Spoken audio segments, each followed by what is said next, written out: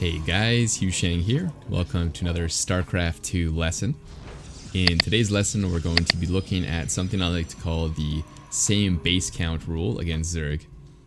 So we're going to send this probe out on the gateway, or after the gateway rather.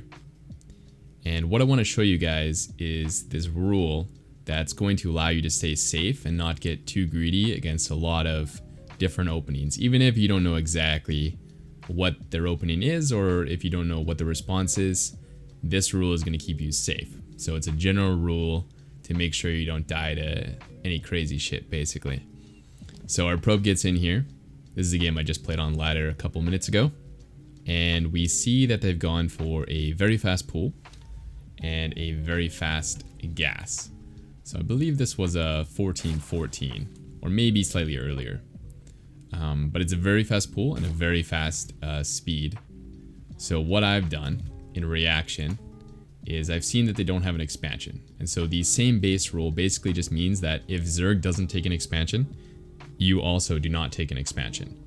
And this should hold true in pretty much every scenario, because as long as Zerg has 22 workers, the Protoss 22 workers is much better. So if you guys have the same amount of workers, then Protoss is winning. So in this case, he's doing a aggressive speedling build. And so what I've done is prioritized walling off here, getting a second gate, getting a zealot. And I'm really going to take this to the extreme just to showcase for you guys how safe you can be. Sometimes I'm a little grittier than this, to be honest, but this is going to keep you like from not dying against anything. So I make a zealot here. He's got some Zerglings. Now I know this isn't a 12 pool since he had a gas, so there should be less Zerglings than the 12 pool. So I'm gonna get a little bold with my zealot here.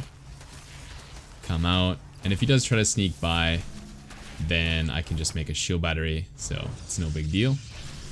You could always make that earlier if you don't have the huge cojones I have. And then we get out a couple units. You notice I'm still not taking this expansion. Why not? Because Zerg has no expansion. And so as long as they don't have an expansion, I'm just going to keep making units. And this may not put me as far ahead as I could get, but I'm always going to be ahead. As long as Protoss has the same number of bases, you're always ahead. Okay, so let's throw down a shield battery. I make 2 more adepts. Maybe one thing to note here is that I don't actually know that he stopped mining gas. Maybe I could have checked on that, but I didn't know that. And so what I did was I made a stalker. And so this is actually an important step of defending this particular build. Not to do with the one base role, but this is important because if they do a baneling bust, this stalker is going to absorb a lot more banelings than its adept. Like a lot more. Like twice as many. So make sure that you get one stalker. I know it's kind of awkward to get one of each type of unit, but it's very important that you have a stalker. And then back at home, he's noticed that I blocked his expansion, so he's went for Roach Warren. This is totally fine by us. We don't really care what he does. As long as he's on one base and we're on one base, we're winning. Okay, so because I know this, I could expand here. Honestly, if I wasn't making a tutorial, I probably would have expanded here because I'm a greedy boy. But since I'm writing the guide, I'm going to show you guys this is totally fine. If you want to throw down a Robo before you expand, or Stargate or Twilight, or really whatever tech you want to go, you can totally get away with getting this before expanding, and that's going to make you that much safer against whatever he's doing. And it doesn't even really matter what he's doing. We can just get this Robo and then expand, and we're still ahead. And I think a lot of Protoss players are a little uncomfortable with this because it feels like we're delaying this expansion for such a long time. But trust me when I say this, it's way more uncomfortable for Zerg to be doing this. They really need that extra larva and that extra base. So for us to stay in one base like this is totally okay in this situation. Of course, if they were playing, more macro build where they're getting their hatchery first, then of course you can also get your nexus, because that would still conform to the one base or same number of bases rule. Okay. So yeah, from here I kind of know he's expanded. I mean, I don't know for sure, but I'm assuming he's expanded, since he never really all-in me. And so I'm going to get a sentry here, and I'm going to actually send out my adepts.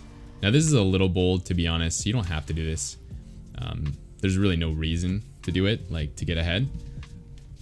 you can be ahead just without even doing that. Like you can see here, we're 25 workers to 24, and don't let the same number deceive you, because a Protoss on 25 workers compared to a Zerg on 25 workers, the Protoss is significantly ahead there. Okay, but I do counterattack with these Adepts, and this is a little bold, like I said. He could have made like 20 Zerglings. So things could get hairy if you're not experienced. But honestly, if he makes a bunch of Zerglings and kills these, then that's a lot less drones that he has. So I would be winning that situation. It just might be hard to hold the counterattack. Okay, but anyways, so these Adepts come in. We can get a lot of kills. In the meantime, I've started making workers. So you can see we're still maintaining that slight edge over this Zerg. Yeah, and we get a couple link kills, we get a couple drone kills. Honestly, this doesn't matter too much. But one thing we did notice here is that he's tacking up and he's staying on 2 bases. So this is a pretty normal time, like 430, 450 to take a 3rd base in pro games. But what you don't see is this wacky, crazy ladder stuff. So you might feel like you need to get that 3rd base now, but you don't, because if I show the everyone cam here, Zerg is still on 2 bases. And so as long as Zerg is on 2 bases, you can follow this rule that you just don't expand. You just stay on the same number of bases as them, and as long as that's happening, you're winning.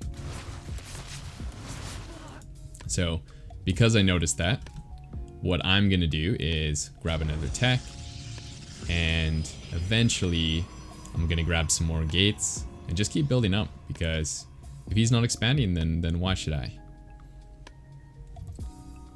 Also, I think I'm gonna go for an immortal drop here, just because I think it's a good play with the tech that I chose. But if you chose Stargate, then you could maybe go for like 2 Oracle pressure. If you went for Adepts, maybe you'd build up a little more and go for a big Glaives attack or DT. Could be good options, but either way, it doesn't matter too much. The important thing here is that you stay on 2 bases. So I'm gonna get some Blink. This is actually just a really good general upgrade, because as you can see here, Zerg is going Muta, which is a really common thing to do on 2 bases. So I'm gonna get that Blink upgrade, and I'm not gonna get any Forges, and I'm not gonna get a 3rd base. Really important. As soon as you get that 3rd too quickly, and Zerg's still on 2 bases, it's really easy to die. So you can see here, I'm checking for the 3rd base. I've already came over on this location, and there is no 3rd. So based on this, I'm not going to expand. There's really 0 reason to expand. I'm going to harass him a little bit. This is kind of extra. You don't really need to be doing this at all. But if you want, go ahead. But here's the important thing, the boring thing, I guess, is getting these extra gates and not expanding. So I mean, this might seem subtle, but this is very important, because if you take a 3rd here, you're going to have a lot less units, a lot less production, and then, you know, even though I'm ahead here, these mutas might become really scary. Or if you were in a more even game, you could easily die to those mutas. So match their base count, and then you can either expand and defend the mutas in this case, or you can do a big attack is also fine, since we're ahead. But we'll see how that plays out in just a second. Let's actually go over to the Zerg mutas. Where are they at? They must have popped out, right? Where did they go? Oh, maybe they're just in production. But these mutas are going to come out in a second. We're going to see that because of the way I've set up my base, it's a very easy victory.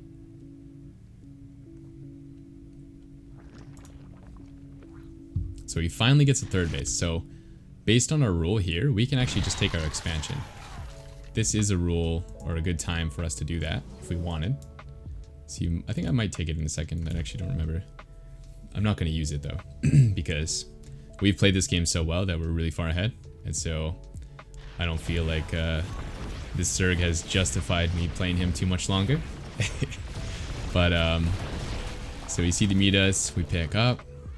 And I mean, especially because he went mutas, this is an easy victory. We're just going to go attack him right away and not let him come around and harass us. So see me recall the War Prism, and then we're going to move out with this group of forces and just do a big attack. Normally, you're not supposed to be able to match Zerg so easily, So the fact that we can get our third at the same time as them means we're insanely far ahead. And really, as a good Zerg, you need to stay ahead on drones and bases. So the fact that this guy hasn't really shows how far ahead we've managed just by staying even on bases the whole time. So yeah, we do this huge push, and he just doesn't have enough money or enough larva to even come close to defending this. So very, very simple game against a 5.1k player, which is honestly pretty decent. It's pretty high compared to the average player. And so all you need to do is stay even on bases, get up some gates, and then go for a push. And if the Zerg plays this way, where, you know, they're not trying to take bases much faster than you, then they can't hold these attacks. So it's really a huge misplay from them. Okay, cool guys. Hope you enjoyed this tutorial. If you like this kind of thing, please help me get these videos out there. Like, subscribe, comment. I appreciate everyone doing that, and I will see you in the next one. Peace.